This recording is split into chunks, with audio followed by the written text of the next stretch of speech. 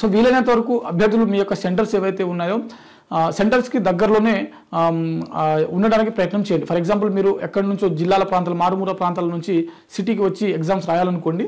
One day ముందు వచ్చి అక్కడ దగ్గరలో మీ బంధువులో దోస్తులో లేకపోతే స్నేహితులు ఎవరైనా సరే వారి దగ్గర ఉండి తెల్లారి మీరు ఎగ్జామ్ రాసుకునేటువంటి ప్రయత్నం చేయండి. సో ఎగ్జామ్ రోజు గాబరా కాకుండా జర్నీ ప్లాన్ పెట్టుకోకుండా సో టెన్షన్స్ లేకుండా పోవచ్చు అనమాట. ఓకేనా.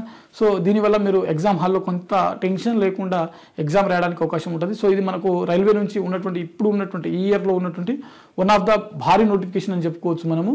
సో దాదాపుగా దేశవ్యాప్తంగా 1,08,00,000 మంది ఈ ఎగ్జామ్స్ రాస్తున్నారు.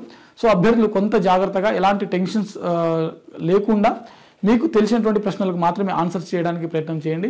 సో దీనివల్ల మీకు అంటే టెన్షన్స్ పడకుండా ఉన్నట్లయితే మీకు కొంచెం మార్క్స్ పెరిగేటువంటి అవకాశం ఉంటుంది. రేపు మీకు ఈవెంట్స్ లిస్ట్ ఏదైతే ఉందో అంటే ఇప్పుడు ఈ ఎగ్జామ్ అయిపోయిన తర్వాత మనకు ఈవెంట్స్ ఒక లిస్ట్ అనేది ఇస్తారు.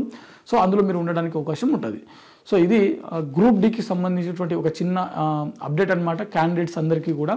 సో ఇది ఇవాల్టి వీడియో. మరిన్ని జాబ్ అప్డేట్స్ కోసం చూస్తూనే ఉండండి Sakshi education. Thanks for watching.